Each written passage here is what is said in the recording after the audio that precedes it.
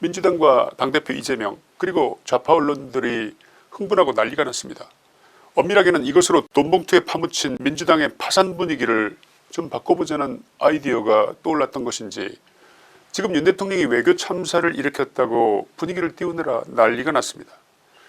윤 대통령은 인터뷰에서 대만 해협 긴장 상황에 대해서 첫째, 힘으로 현상을 바꾸려는 중국의 시도 때문에 벌어진 일이라고 규정했습니다.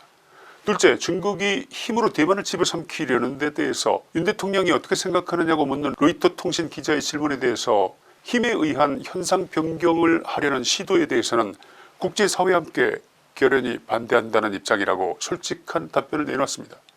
중국이 웬일입니까? 마치 벌집을 쑤셔놓은 듯한 분위기입니다.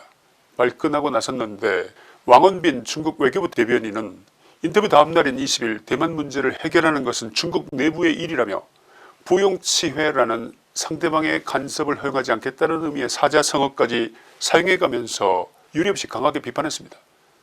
그러고도 분이 안 풀렸던 것인지 아니면 문재인이 과거에 중국을 높은 산봉우리에 우리 대한민국을 작은 산봉우리에 비유한 것이 생각이라도 났던 것인지 작은 언덕도 안 되는 주제에 어딜 감히 중화대국 황제의 나라에 토를 다는 거냐, 이런 오만한 자세로 친강 중국 외교부장은 한 포럼에 참석한 자리에서 대만 문제에서 불장난을 하는 자는 반드시 불에 타 죽을 것이라고 윤 대통령과 대한민국을 겨냥한 협박을 늘어놨습니다. 우리 외교부도 이번에는 과거 문재인 시절과는 그 대응의 수위가 확연히 달랐습니다. 외교부는 싱하이밍 주한 중국 대사를 당장 불러들였습니다. 상대국 정상에게 이따위 용어를 사용한 것은 중국의 국격을 의심케 하는 중대한 외교적 결례다, 이렇게 지적하면서 항의를 했습니다. 생각 같아서는 중국의 티벳이나 신장 위구르족 인권까지 들먹이면서 국제 질서에 어긋난 행동을 해온 중국이 대만 문제에 대해서만이라도 최소한 국격에 맞는 행동을 해야 하는 것이 아니냐는 점까지 아픈 것을 콕콕 집어서 지적했으면 좋겠습니다만 외교부도 차마 일이 커질까봐 거기까지는 안 간 듯합니다. 그래도 우리는 아직 분이 안 풀립니다. 여러분도 그러십니까? 인터뷰에서 러시아 우크라이나 전쟁에 관하여 한국이 국제사회에 책임있는 일원으로서 보다 적극적으로 우크라이나를 도울 생각이 없느냐는 취지의 질문이 나오자 윤 대통령은 이런 대답을 내놨습니다. 민간인에 대한 대규모의 공격, 대량 학살, 심각한 전쟁법 위반처럼 국제사회가 용납할 수 없는 상황이 생긴다면 우리나라도 인도주의적 또는 재정적 지원만 하겠다고 주장하기가 어려워질 수 있다. 어떻습니까? 틀린 말이 단 한 군데라도 있습니까? 지극히 원론적인 답변을 했을 뿐인데 로이터 통신 인터뷰가 나가자마자 러시아가 발끈하고 나섰습니다. 우크라이나에 대해서 무기 지원의 가능성을 열어두고 있다는 의미 아니냐, 이런 해석이 가능했기 때문입니다.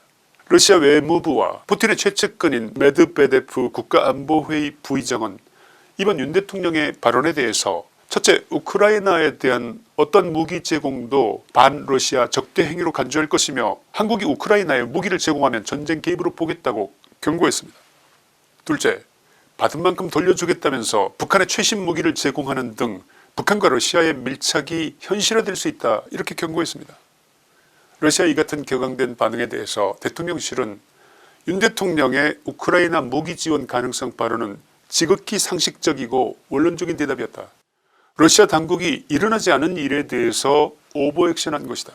우리 대한민국이 앞으로 어떻게 할 것이냐는 향후 러시아의 행동에 달려있다고 오히려 역공을 가했습니다.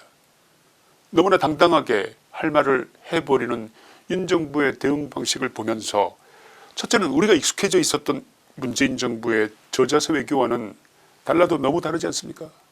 둘째, 우리 정부가 강대국 러시아와 중국에게 이렇게 강하게 말해도 되는 것인가?